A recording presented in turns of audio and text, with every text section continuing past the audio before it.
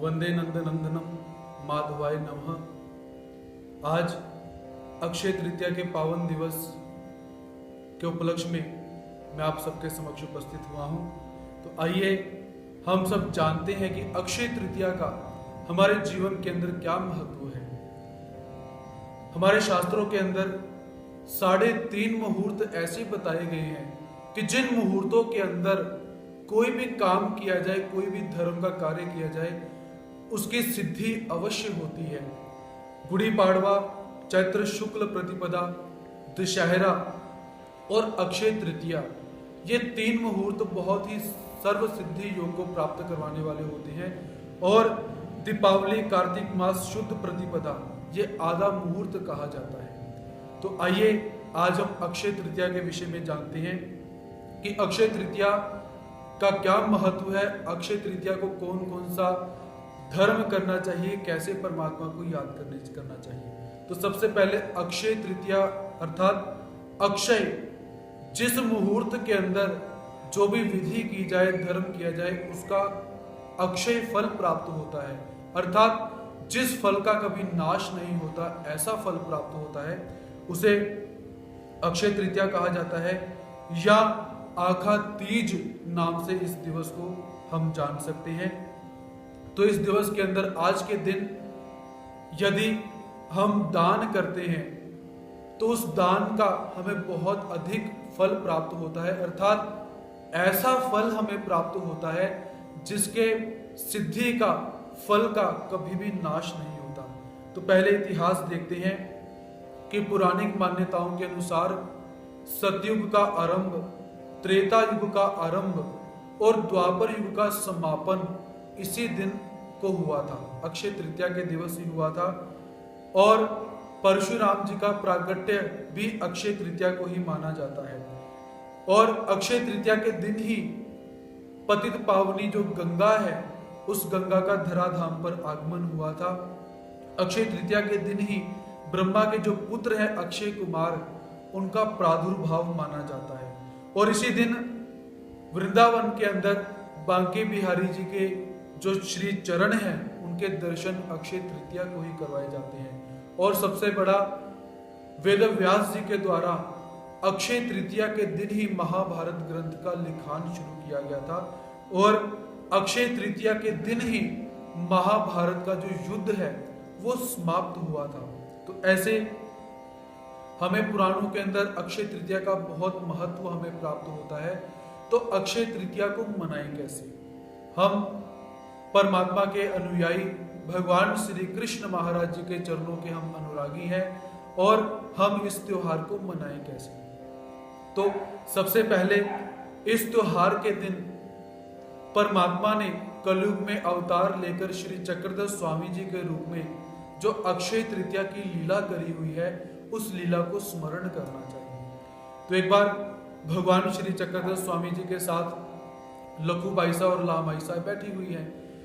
तो लखू बाईसा भगवान जी से निवेदन करती है कि हे प्रभु, आज अक्षय तृतीया का त्योहार है और मैं उस त्योहार को आपके साथ मनाना चाहती हूँ। भगवान जी कहते मनाइए।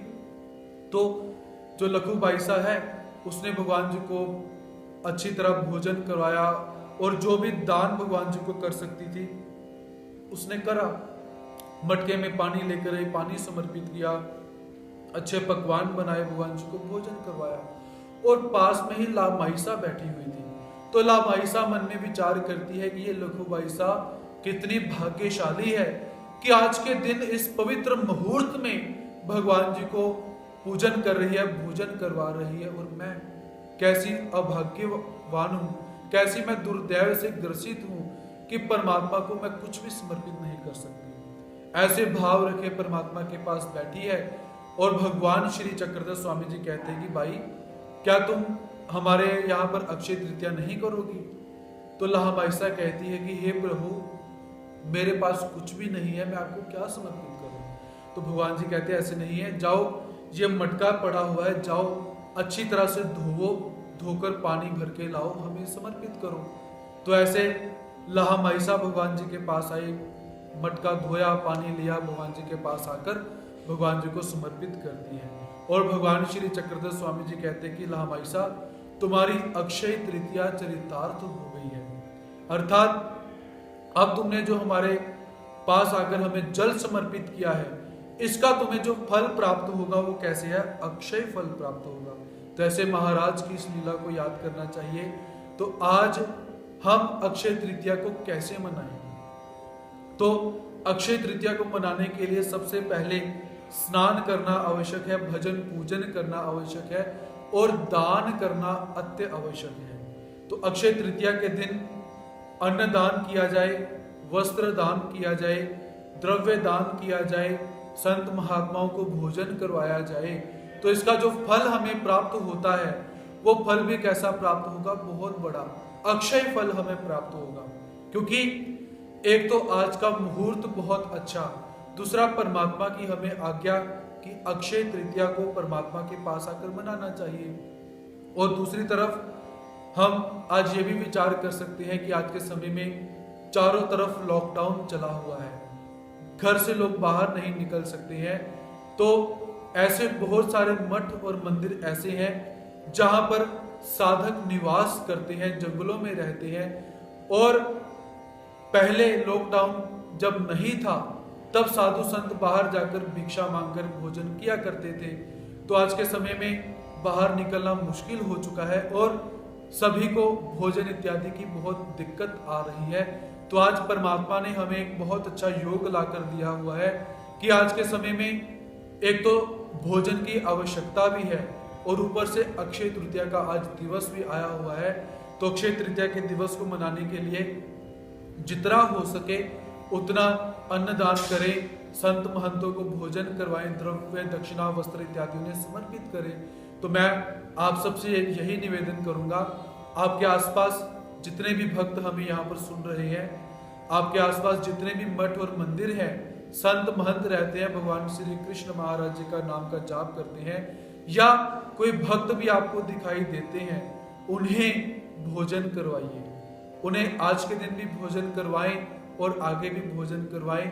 और यदि आपको कोई मार्ग नहीं मिलता है तो आप मेरे से संपर्क कर सकते हैं कि जहां जहां पर भी अन्नदान की आवश्यकता है तो आज के दिन हमारी तरफ से आप अन्नदान कर सकते हैं।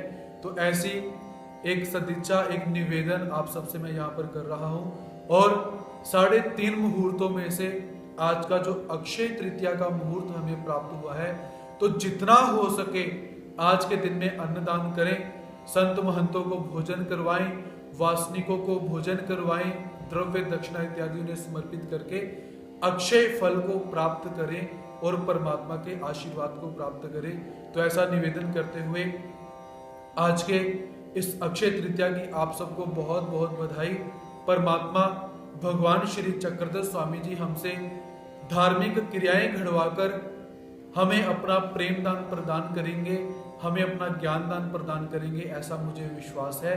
तो ऐसी भावनाओं को व्यक्त करते हुए, अपने निवेदन को आप सबके समक्ष रखते हुए अपने 2 शब्दों को यहीं पर विराम दूंगा। और इसी के साथ ये भी कहा जाता है कि अक्षय तृतीया के दिन जिस काम को आरंभ किया जाता है, जिस कार्य को आरंभ किया जाता है, वो कार्य सफलता की को प्राप्त करता है, सर्व सिद्धि योग को प्राप्त करता है। तो आज का दिन हमारे लिए बहुत बड़ा है, क्योंकि आज हमने अध्ययन सत्र के अंदर शाम को 4 बजे जो आप लोग सुनते हो, उसके अंतर्गत श्रीमद्भगवत गीता ग्रंथ का यहाँ पर अध्ययन आरंभ किया गया है। तो द्वापर युग के अंदर ऋषि वेद व्यास जी ने महाभारत ग्रंथ का आरंभ किया था और आज परमात्मा की कृपा से कुछ परमात्मा के अंश को जानने वाले हम लोग भगवान जी के श्रीमद् भगवत गीता ग्रंथ का हम यहाँ पर शाम को 4 बजे अध्ययन करेंगे। तो ऐसे कथाओं का श्रवण करना, कथाओं को सुनना, अन्नदान करना, परमात्मा को प्रसन्न करना, ऐसी गतिविधियां हम करते रहेंगे, आज के दिन भी करेंगे और आगे भी करेंगे। तो सभी मेरे निवेदन की तरफ ध्यान देंगे।